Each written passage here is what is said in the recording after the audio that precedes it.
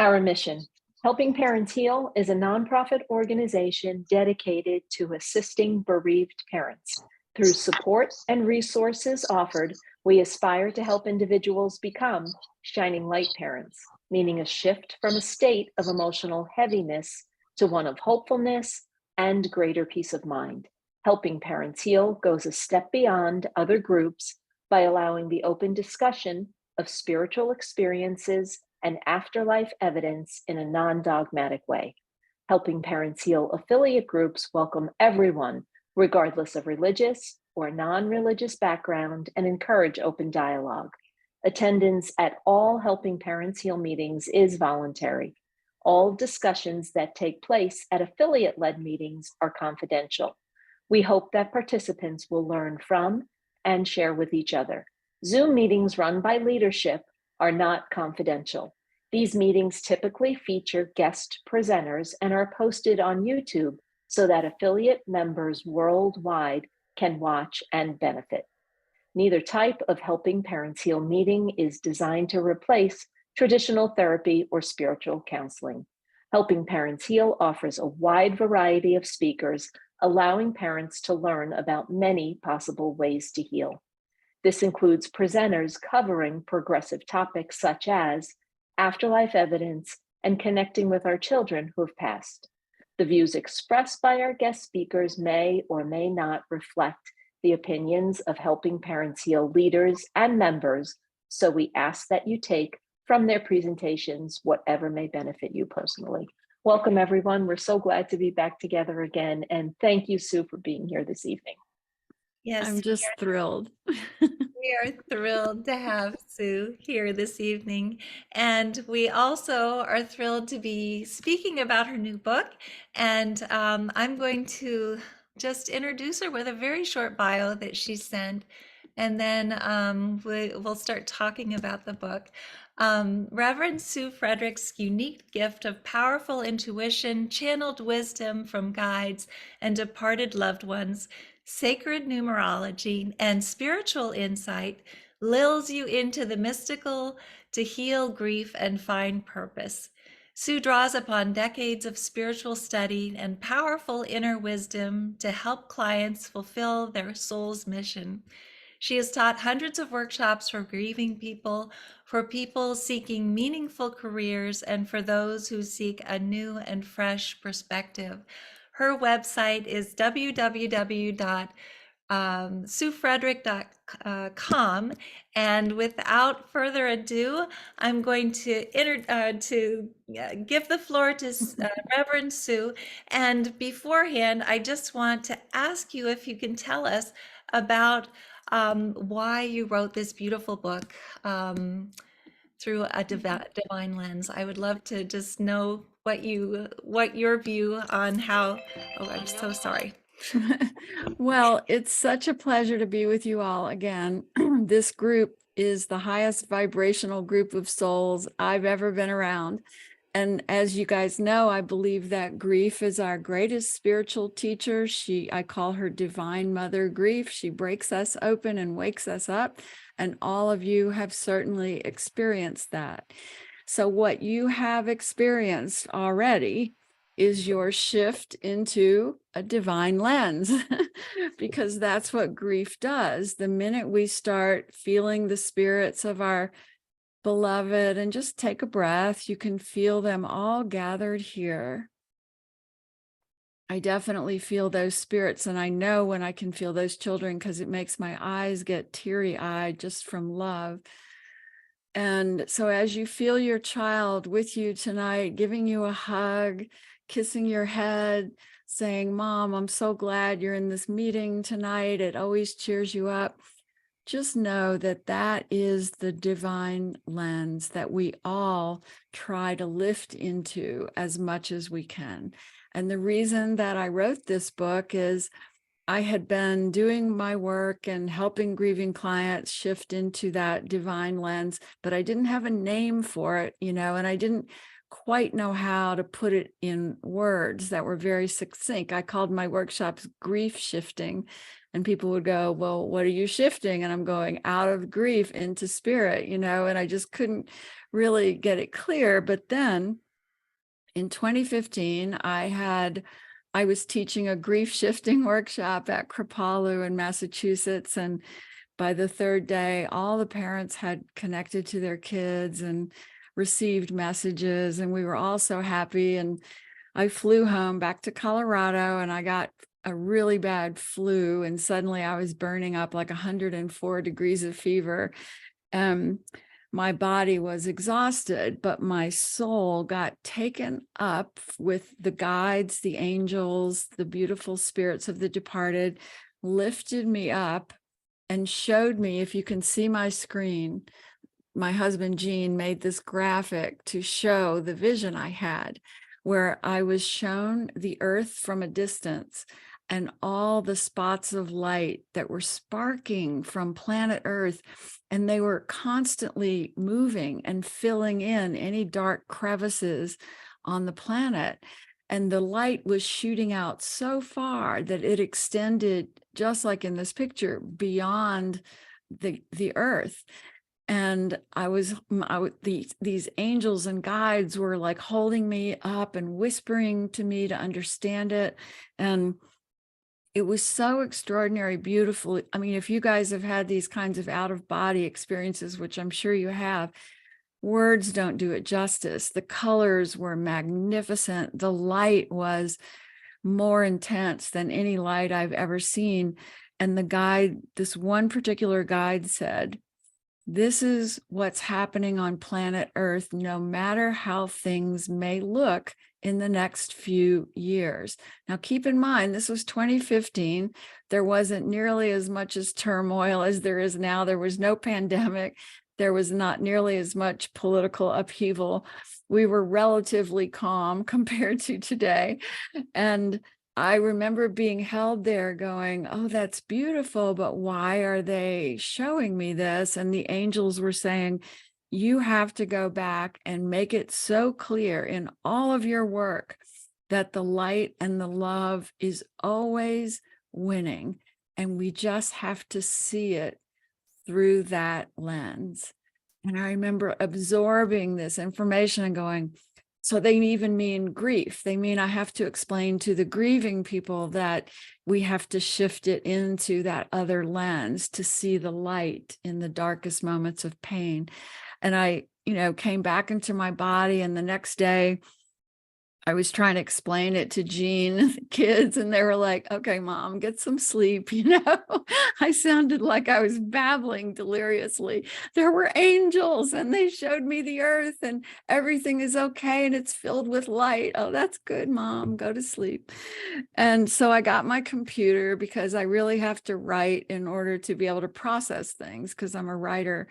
And as I started writing about it, what came through, and again, I really believe my writing is mostly clairaudient, where I just hear the voice of spirit and it comes through.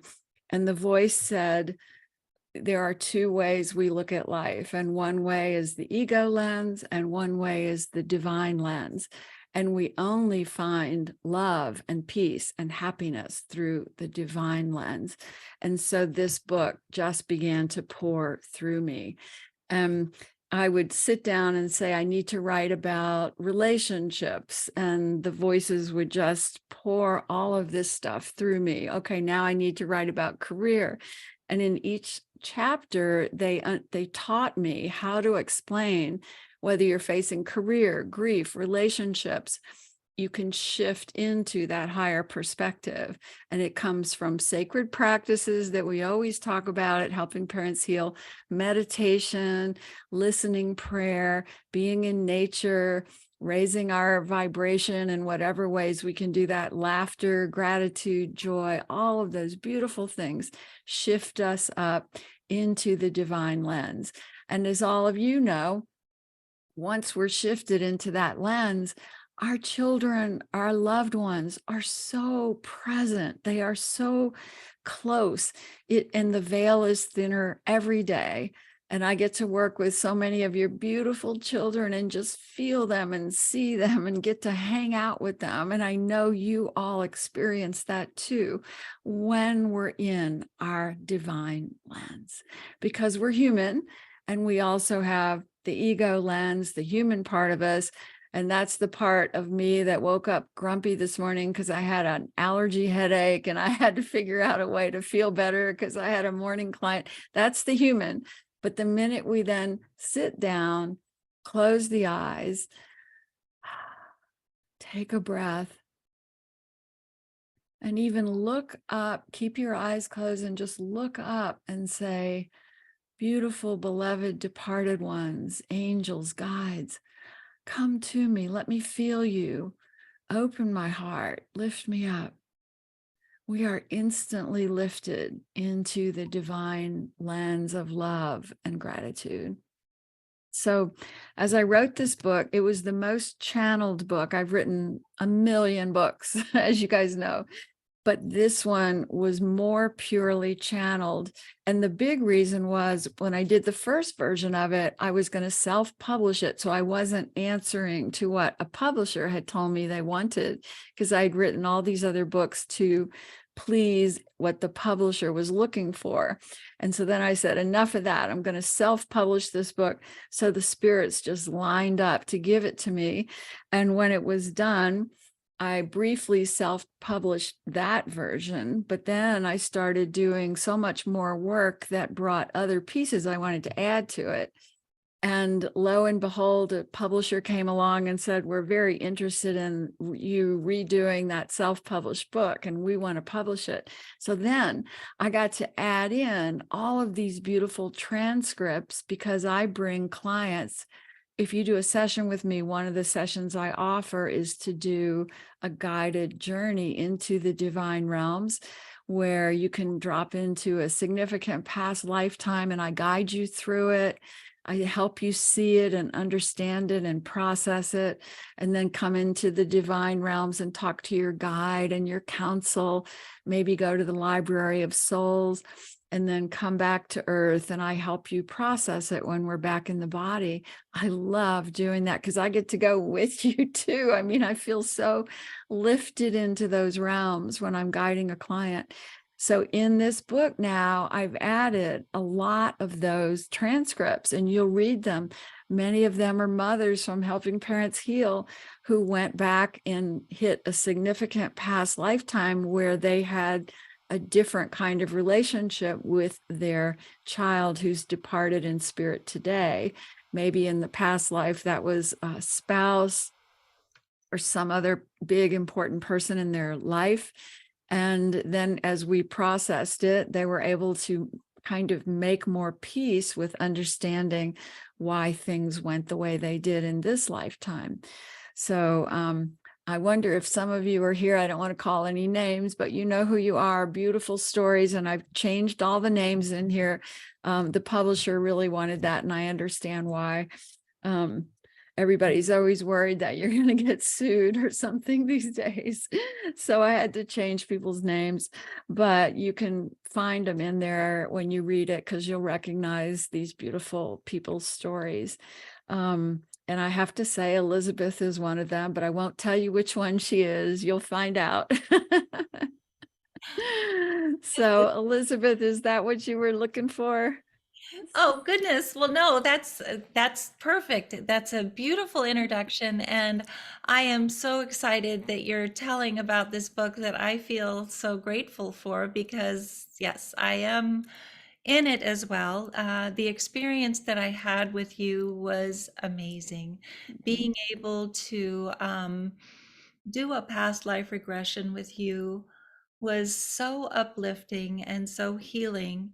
And I know that you felt it too, but being able to experience, uh, first of all, I did get to see Morgan and Chelsea at that time as well, and understand, I think that this is something that's important for all of us, that we've been with our soul group for a very, very long time. And so our kids are not gone. They're still with us, and they will be with us in future lifetimes as well.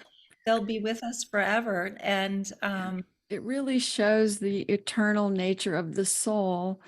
You know, when you're able to go back into a past life and you look around and you go, my gosh, that's my first husband over there. That's, you know, and you can just start seeing all these people, and suddenly you really understand, wow, we have been players in each other's evolutionary journeys throughout time, all for highest good, all to help each other evolve. There's been no malicious intent in it, no matter how it might have played out. It's all been souls on a journey helping each other grow. yes, exactly. That is so beautifully said. And one of the things that I think that I learned most while I was in that past life regression was about healing and about the work that I needed to be able to do as I went forward. But um, I would like to hear from you about how it is possible to use grief to heal ourselves and to heal others. Could you tell Yeah. us more about that? Yeah, I write about that in here. Another way you can think of it is, I've always said, our greatest work offers to the world what we wish had been offered to us in our moment of deepest pain.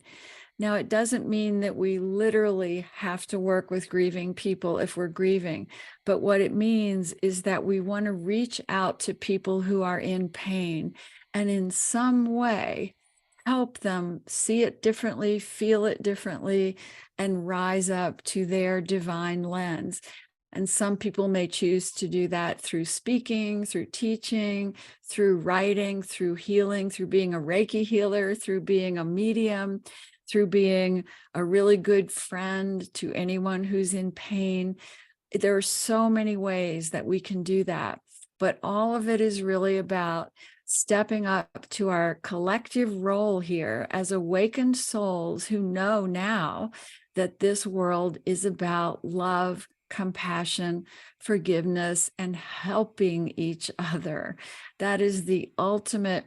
Even in the Bible, I went to Unity Ministry School. You know, Jesus says, I give you a new commandment, and it's more important than any of the others. It's to love one another. And so when we really look at our pain as driving us to understand that however we frame it in career, if we've been through devastating loss, our healing also comes from helping others.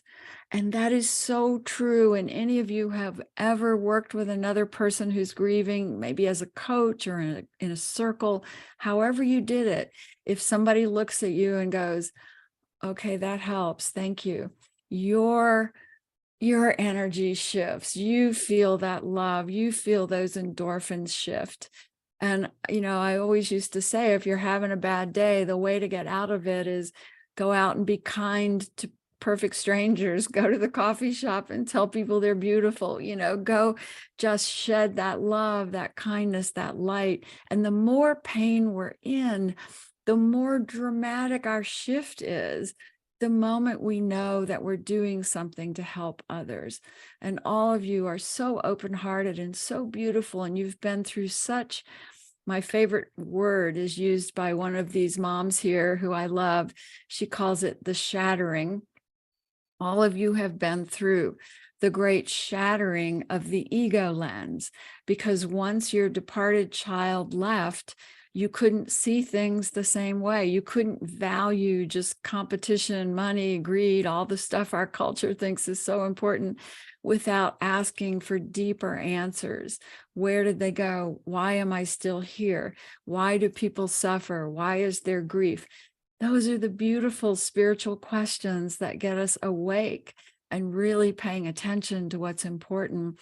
And those are questions I really tried to have Spirit answer for me as I was writing this book and pour it in here.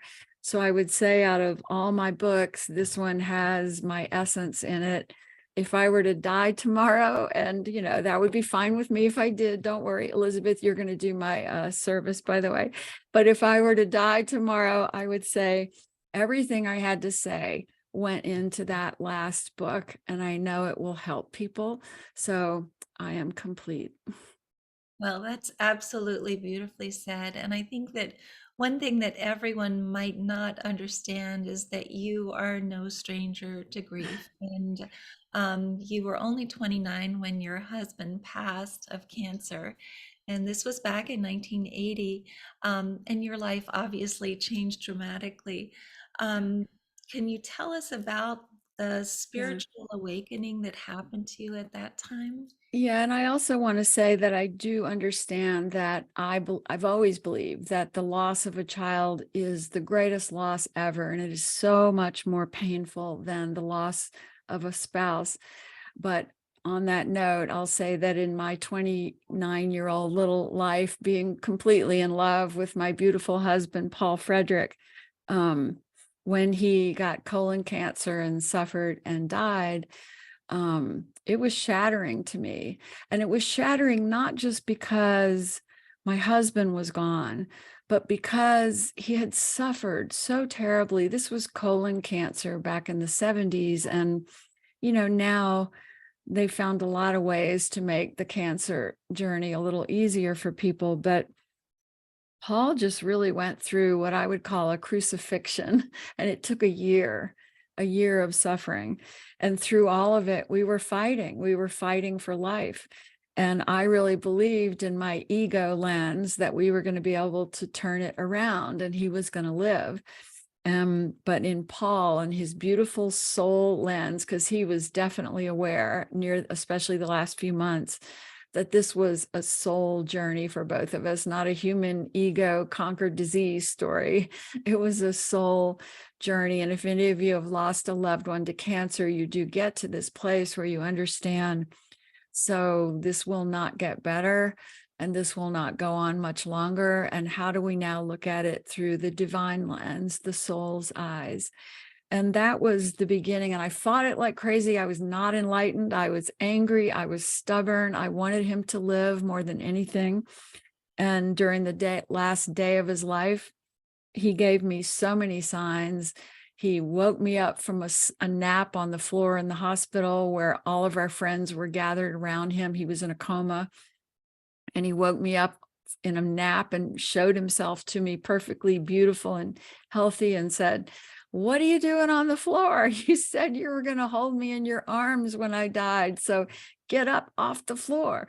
And I woke up going, Paul was here and he's fine and he wants me to hold him. And I just saw him, felt him, knew he was there, and got all my friends out of the room. And Paul's mom was on one side and I was on the other. And we just loved on him and told him he was free and we'd be okay.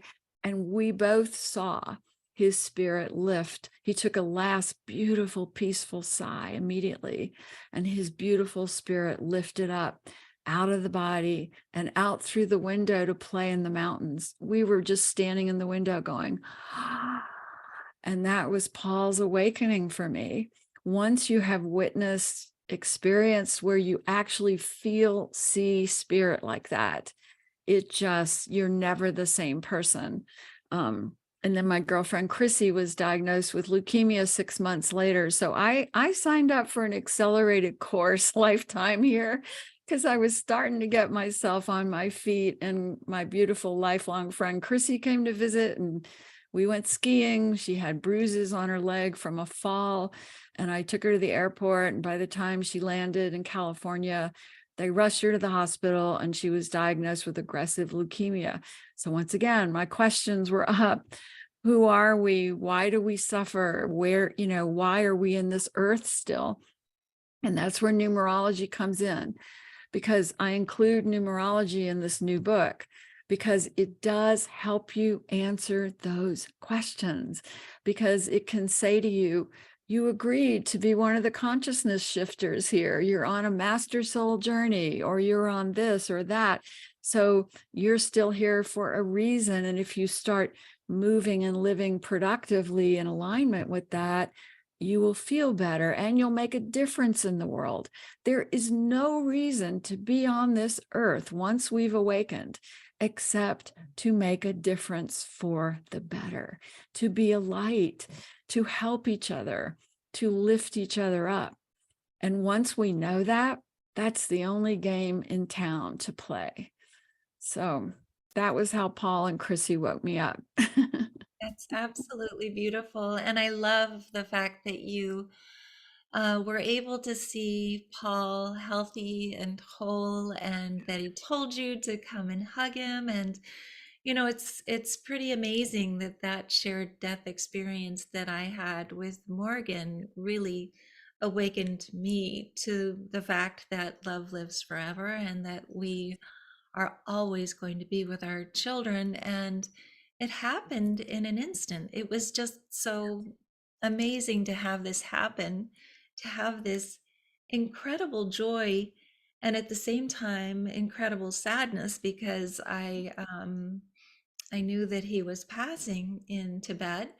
But I know also that you've had three major shared death experiences, and Yeah, and they're in this book as well. And the one with Paul, it really continued, because what he did when he crossed is he changed my physical chemistry, and it stayed shifted, I would say, for maybe a month. And the reason I know that is because everything looked different to me here on Earth. Everything had a shimmery, glowing quality to it. And I had a strange high-pitched sound in my ears, and I felt above even while I was interacting with people and walking, back to my car in the parking lot. I did not feel down in the earth. And Paul was taking me with him. And for the rest of many days, he would show me things like all of a sudden I'd be taking vitamins and 3 vitamins would fall on the floor. And he'd say, those aren't good for you. Don't take those anymore. I mean, I was living in this constant dialogue with Paul, but it was all loving and it was guidance. And I was young and I wanted to be normal. I mean, that's the truth. Who are we when we're about to turn 30? We want to be acceptable. We want to be normal. And so I couldn't talk really to any of my friends about it, except a few, my sister and a couple of friends.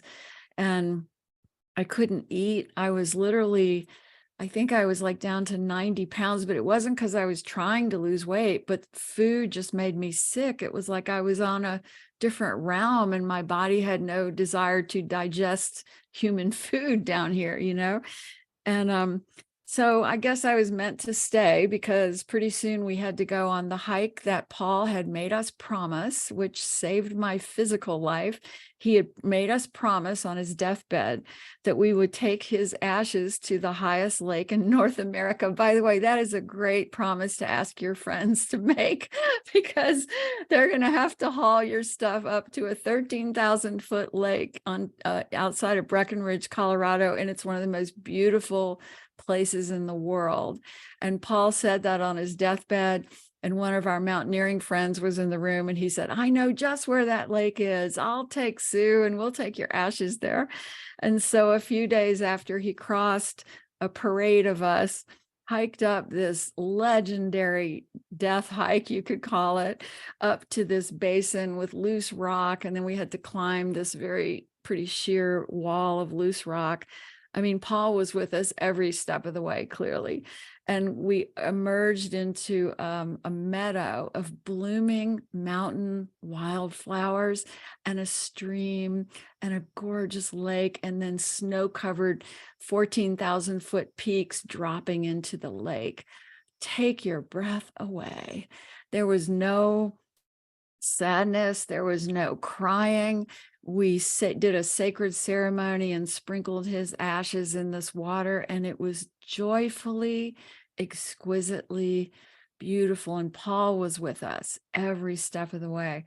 So Paul had so much sense and wisdom in telling us to do that, because I suddenly got hungry on that trip, and I was eating chips and grapes and eating, and my friends were like, give her this, make her eat peanut butter, give her all this food. And so by the time we got back down to town, I was eating again. And so Paul had done exactly what we all needed. And we had laughed, we'd sat under the stars at night, camping out, sharing stories of Paul and laughing. So that shared death, if you have had anything like that, you know it is the greatest gift from your beloved, and they send it to you every minute, every step of the way. And then Chrissy, when Chrissy died, it's unmistakable what she wanted to share with me, because we had been giggle childhood Catholic girls in Catholic school, giggling and getting in trouble with the nuns in mass because we couldn't stop laughing. Chrissy could make me laugh so hard my stomach muscles would hurt. So when she crossed, I didn't even know. I thought she was still in remission. She had gone through bone marrow transplant, and then she was in remission. And then I was down in Mexico teaching fitness, and suddenly one night I spent the whole night with Chrissy, but she was making me laugh so hard that my stomach muscles were killing me. I would wake up in the middle of the night going, oh my God, my stomach hurts. I'm laughing with Chrissy so hard. I'm with Chrissy. And I would fall back asleep, and I would still be with Chrissy, and I'd still be laughing. And when I woke up in the morning, I was like, gosh, Chrissy took me places all night. She flew me around to see people, and we were laughing all night. And the optimistic part of me thought, well, maybe she's perfectly healed now, and she was giving me a sign, and she was, but it meant she was free of the body. And when I finally got the phone call through to her mom, she had crossed that night. But what a gift. She had come to show me that it's pure joy the minute we leave the body, that it's fun, that laughter is part of God, and that laughing when someone crosses is completely appropriate because it's such beautiful God energy to laugh. And that's what Chrissy gave me. Oh, that is so beautiful. And so the third shared death experience that you had, so you had one with Paul and one with Yeah. Chrissy, and then the third one was My beautiful father. My father was my loving parent, my loving person growing up, and so good to me, and such the kindest man, just the kindest, most loving man. And so he was diagnosed with lung cancer. And it's funny because after Paul died, I would go to my dad and say, Dad, you can't ever die because I really need you here now, you know? And then a few years later, he started having some pains, and my intuition instantly knew that it was somehow, I knew that he was dying, and I had to write him a letter.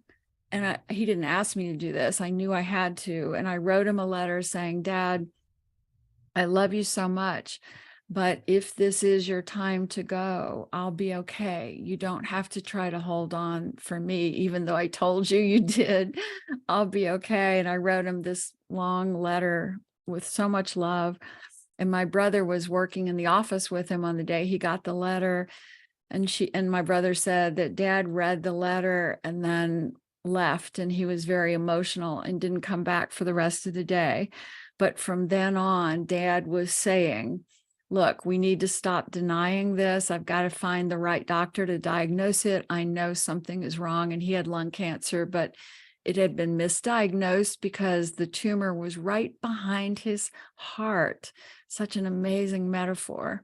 And so the traditional scans weren't picking it up. But so my father, when he finally crossed, it was the day that I kind of knew he was going to die. He was in the hospital, and I wanted to be with him so much. And my family said, oh, luck of the draw, Sue, it's your turn to take the kids home and babysit for them. And we had an array of Dad's grandchildren, my kids, my brother's kids, my sisters. And I love kids, but I wanted to be with my dad. But I said, okay. And I got the kids in the car, and I was mad. I was mad that my family didn't honor me enough to think it was important that I was there. And I was the one who most understood death and was most comforting to Dad about it. But it wasn't the Catholic dogma point of view that they liked. So I went home with the kids and sat down, got them down for a nap. And then here's the catch. My lifelong, at least once a day go-to is meditation. And I use mantra. And once we meditate and develop that pattern, spirit knows we are an open channel. So the minute I got the kids down, sat down to meditate, and suddenly my father appears in front of me, more young, happy, healthy, funny than I'd seen in years, making me laugh, joking around with me. And it's so real that for a few seconds I'm going, Dad, what are you doing here? Oh my God, you're so silly. We used to say, we're going to send you to clown school, Dad. You're so silly. But he hadn't been that way for a while. And he was like that with me. And so suddenly I came out of my meditation going, Dad, you're here.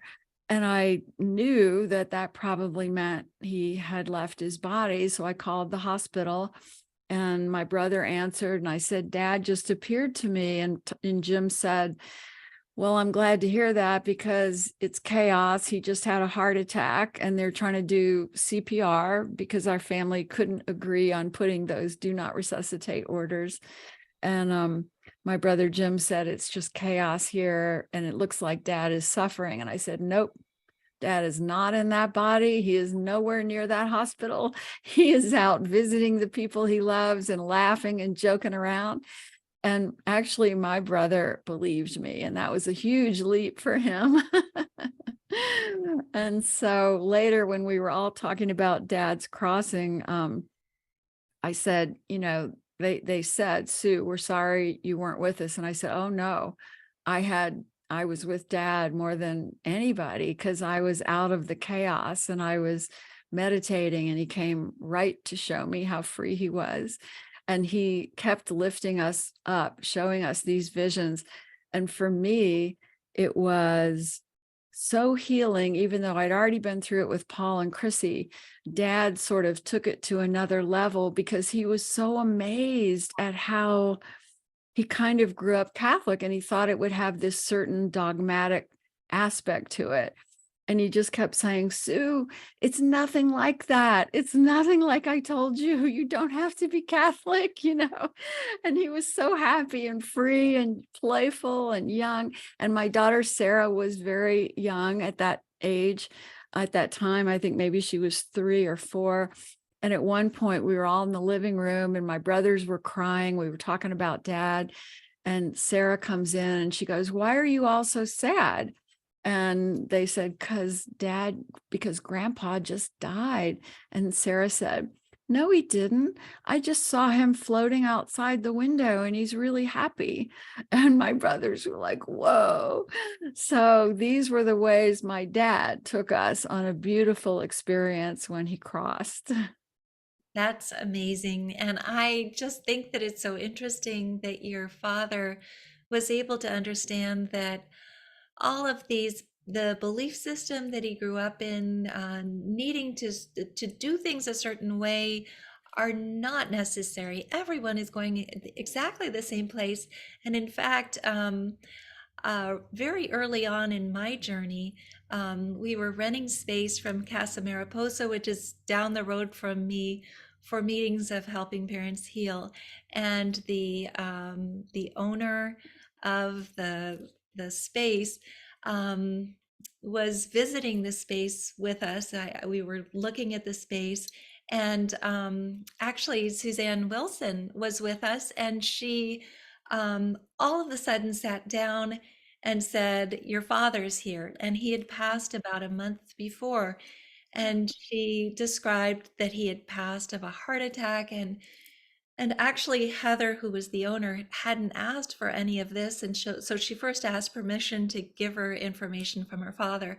And the thing that I found to be fascinating was that he didn't believe in anything that she believed in. Obviously, this was a metaphysical center, and she was having lots of different sessions for meditation, and she was having mediums work there. And he was kind of helping her with this, but he never believed in any of it. And what he was telling her 1 month later was that everything that she was telling him was true. And Right.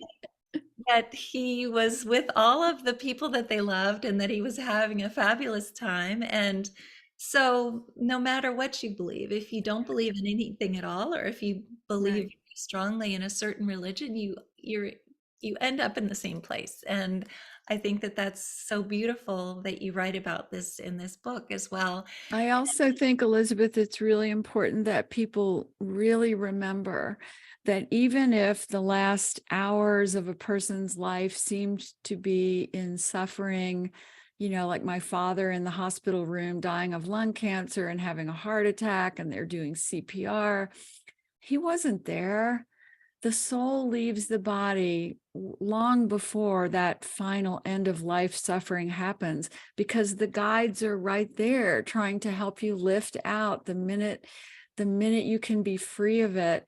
And that's something my dad made so clear. I mean, while Jim was talking to me, they had not yet called him deceased. They were still, do you have a heartbeat? Do you have a breath? This and that in the hospital. And meanwhile, Dad was completely happy, completely free. And that's such an important message for all of you. If you maybe don't know how your child, what his final or her final hours were, you have to trust that they were lifted by guides and angels. They did not suffer, and they never felt alone, because those spirit guides, right now we can feel them. Of course, they gather for us when we're about to cross, or if it's our day or week or month to cross. They come lining up to help prepare us, to get us ready. That whole idea of saying, oh, my beloved died alone, that is not the divine lens point of view. That is your human mind ego lens telling you that. But the truth lives when you shift into this divine lens view, see it from the soul's perspective. This is a loving God consciousness, pure unconditional love universe. And we are never alone. We are always love, and we are always lifted into the light gracefully and painlessly. That is so beautiful, and it's so true. And I must say that that was something that, if I hadn't had that shared death experience with Morgan when he hugged me, I would have probably spent many restless nights worrying about, because of the fact that um, his altitude sickness went on for hours, probably 9 hours in all. And so I think that it is very important for all parents to know that no matter how our children pass, they never suffer. They are never in pain. And I love that you do describe that in this book and that you explain that yourself. It's just such an important part of healing for us to understand that they've never experienced pain. And what a beautiful experience with your father as well. So wonderful. You also explain about our flawless intuition guidance system that we should all trust in the book. Do we all have that? Oh, um, absolutely. We all do. It's just that some of us are more successful when we grow up. When we come into this earth, we're all completely intuitive beings. Every baby you've ever held has been a wide open heart, spirited, intuitive being. But the culture, the adults, the school is all about closing that down and making you listen to the left brain, the logic mind, so that you can be smart, you can follow rules. Some of us, like me, had a very hard time closing that down when I was little and getting into my left brain logic mind. I would still say that this whole lifetime for me has been about learning to get into my left brain rather than to get into my intuitive brain. It's been about learning to be here on earth and be logical and smart and strong. but we're all left brain and right brain. We just learn early on to tilt into the logic mind just to survive here. But it doesn't mean that the minute we start leaning into the right brain, honoring our intuition, meditating, that's the most important thing. I sound like a broken record, but you have to meditate to quiet the mind. It is the greatest opening to your intuition, because the only obstacle for your intuition are those crazy thoughts. Even the thoughts that go, oh, that's a coincidence. Oh, I made that up. Oh, that butterfly isn't from my beloved. I made that up. That's the ego lens. Let me tell you how the divine lens works. Oh, there's an eagle on my porch. I wonder which spirit sent that. So yes, I'm the crazy lady who can see that spirit and everything. And yet I can also go and be that very logical person when I have to. We all have that ability to shift. And it is the shift between ego lens and divine lens.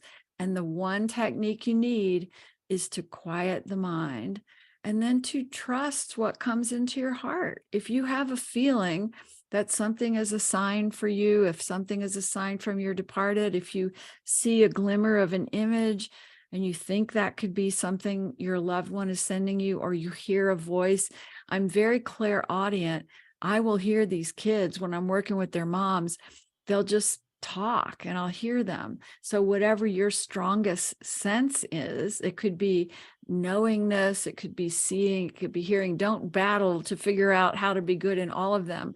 Just go with what's working for you and trust it, allow it, and say, yeah, my intuition grows more strongly every day. That's beautiful. And I think that it's important for everyone to understand too, that when you say meditation, it doesn't necessarily have to be sitting in a lotus position on a bed. It can be hiking out in nature. It can be vacuuming the floor. It could Right. be anything repetitive. Is that But right? I would also say be aware when you're doing those things. I mean, that's why mantra is so powerful, to repeat a Sanskrit mantra like Om Namah Shivaya or something like that, is when you notice your thoughts are starting to go down the rabbit hole, just kind of rein them in. I like to ground them back into a mantra, Om Namah Shivaya, Om Namah Shivaya, or even just the binaural beat music that'll help bring your client, your thoughts back in and rein them down. And you know what's interesting? My cats love binaural beat music, because when I put it on in the morning before I meditate, the cats just get all excited and come and huddled by the phone. And you might find your animals are, when you meditate and you put out that calmer vibe and even maybe use music for it, they're going to calm down with you. They're going to sense your quieting of the mind and they're going to settle down with you. So that's always a good, when I'm meditating well, my cats are so peaceful because they're just riding on the vibration. That's amazing. And you know, you have the most beautiful cats too, fur babies. But I um, love them. I wanted to just say that, yes, I agree that when you are hiking or doing something repetitive, being able to say something repetitively as well is really good. And one of the things that I did very early, I decided that I was going to hike to the highest peak of all of the mountains around here, which is nothing like Breckenridge, obviously. But I would always, when I was hiking, and I do it a lot by myself, put one foot down and say sacred, and then the second foot down and say grateful, because every one of these mountains is so sacred. There's so much sacred energy in these mountains, and I think that that was something that really helped me to connect with Morgan and Chelsea as well. But That's beautiful. I'm sure Morgan loves that. And the reason hiking is so good is the more you exhaust your physical body, the more the mind settles down. This is by the time you reach the peak of some high 14,000 foot or higher peak, your mind is barely functioning because there's not much oxygen. You're just kind of surviving, and then you get into this bliss state. And when they talk about people dying on high mountains, I know they're in a bliss state no matter how they left, because you're in that state from the moment you start gaining altitude and exhausting yourself. It's a great way to meditate, to go to that higher altitude, exhaust yourself, and just bliss out. It's just extraordinary. The veil is so thin in those high places in the world. Oh, I agree. I think that the veil is much thinner the higher we get. And Yeah, when you're on an airplane as well, I think that it's a great place to connect, it especially is. background music that you or background sound that you have on Yeah. airplanes as well. But that's so beautiful. I'm afraid we're going to run out of time. And before we do, I'd love for you to share some of the powerful sessions that you've had with clients exploring their past lives and also getting guidance from their spirit guides. Could you tell a little bit about that? There was one in here from a mom who really was devastated by the loss of her son.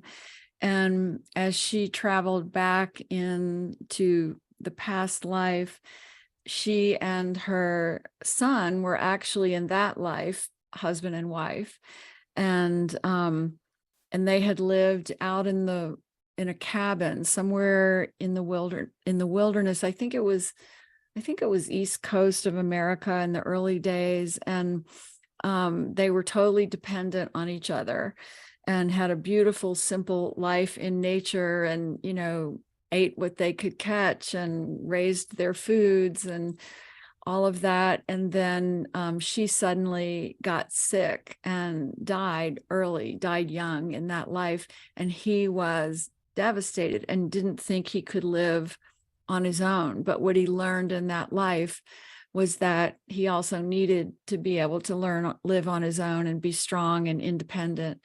And so when they met in the divine realms after, she said, "Did you learn to be strong and competent and all of that?" And he said, "I did learn that. Do you want to learn it if we go back in?" And she said, "Yeah, I think I need that because I depend on you so much." And so they jumped into this life, and he was her son, and he crossed early, and she went through her great shattering.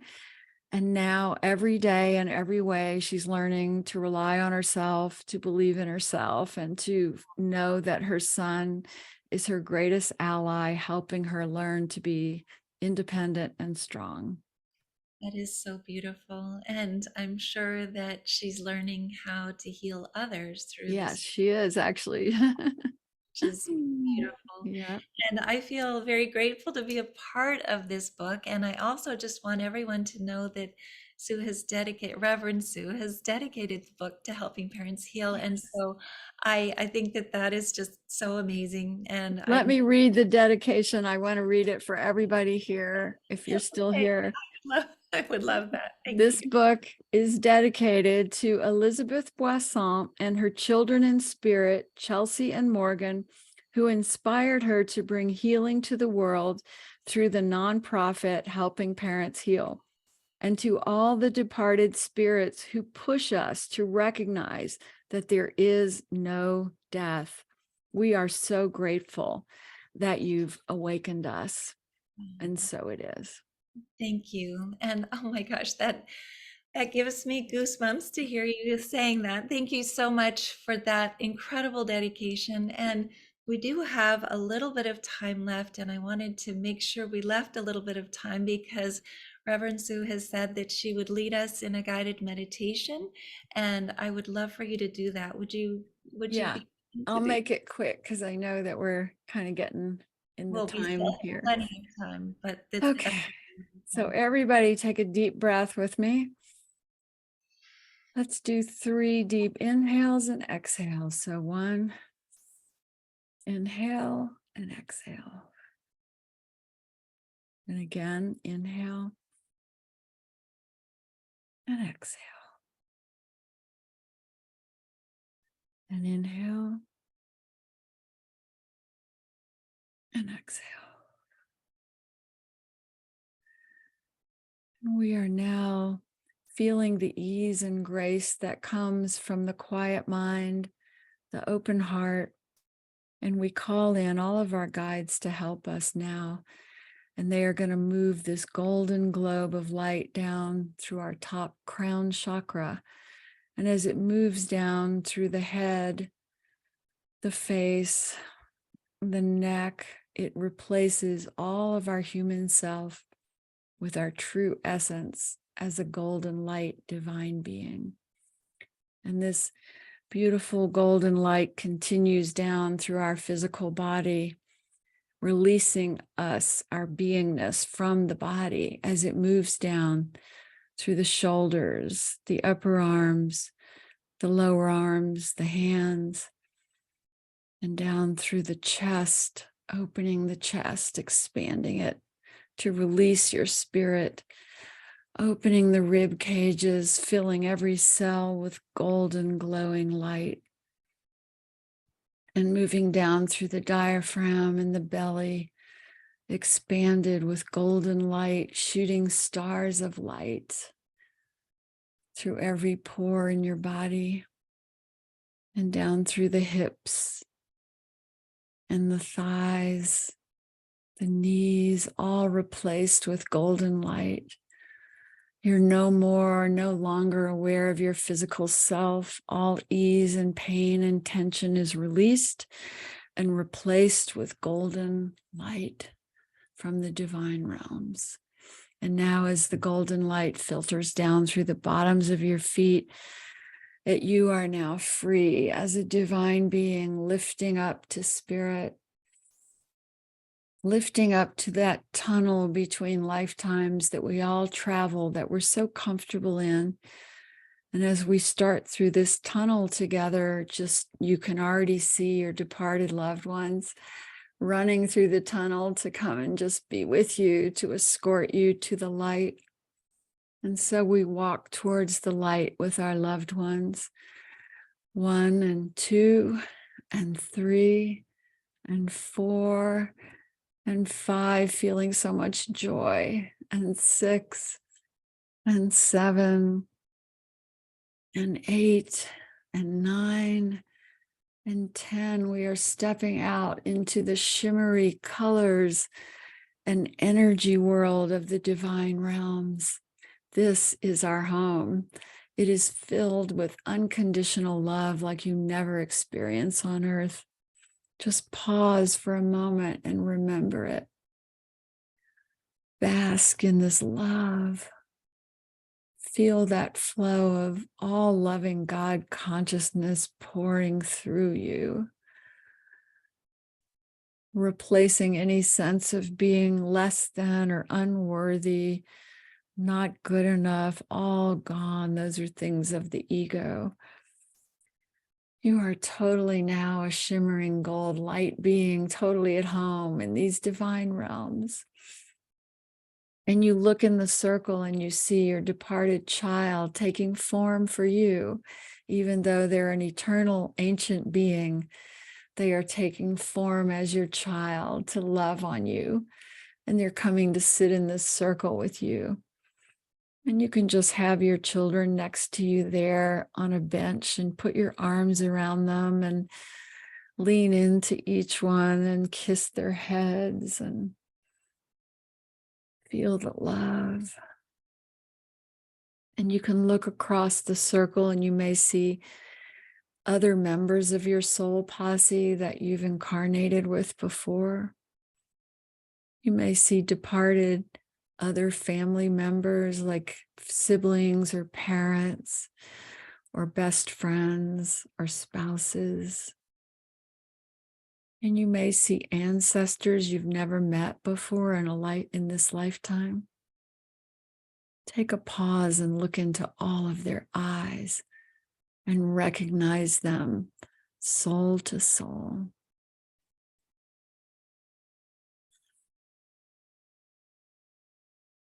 Just say to them, thank you. I know you love me and I love you. And just breathe in that love and that gratitude.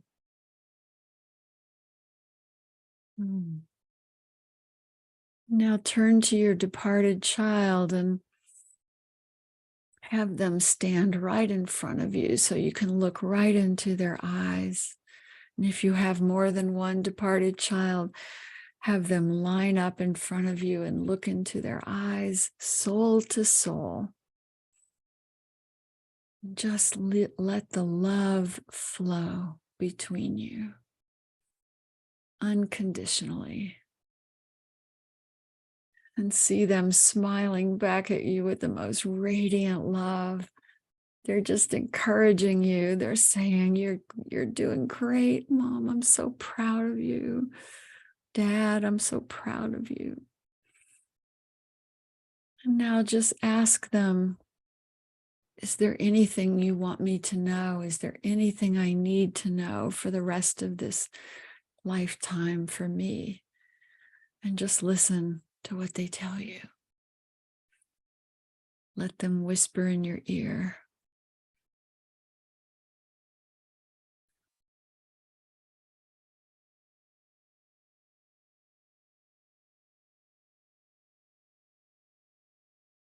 And accept it, trust it, receive what they are giving you. Don't doubt it or second guess it.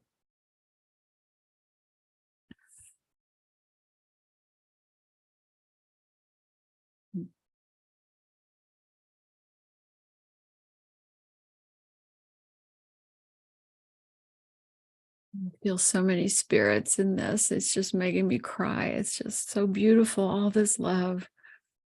We have a collective band of spirits with us in this group right now. And they are all here in this meditation with us. Feel them. It goes way beyond your own child. It is a huge connection of these spirits in the divine. And they are helping us. They are loving us. They are telling us how proud of us they are. They're such incredible light beings. And we are just basking in their glow of love. And so collectively, we look at all of them and say, what is ours to do now here on earth? What is ours to do before we leave? And listen to the transmission of knowledge that they give you.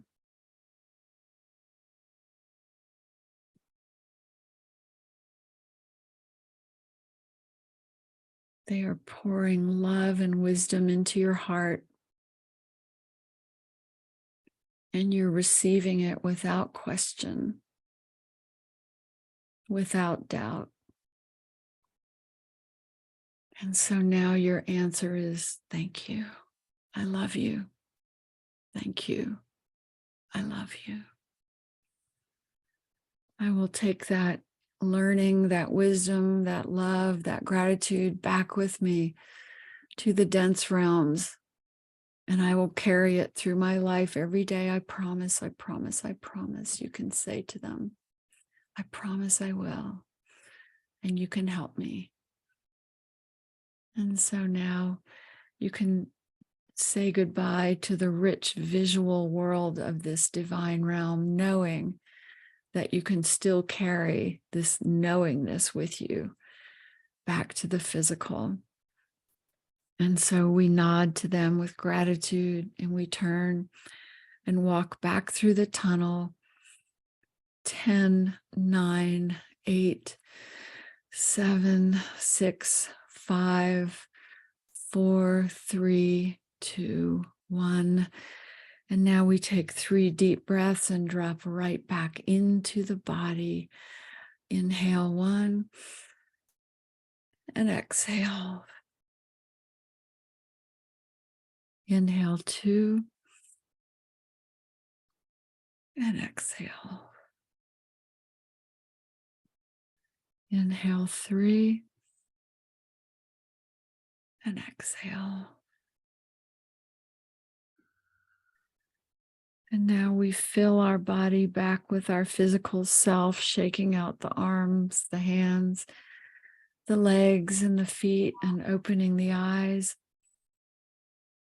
just know that everything you experienced is perfectly real, and that those beautiful souls are with you whenever you call them, whenever you need them, whenever you ask for them.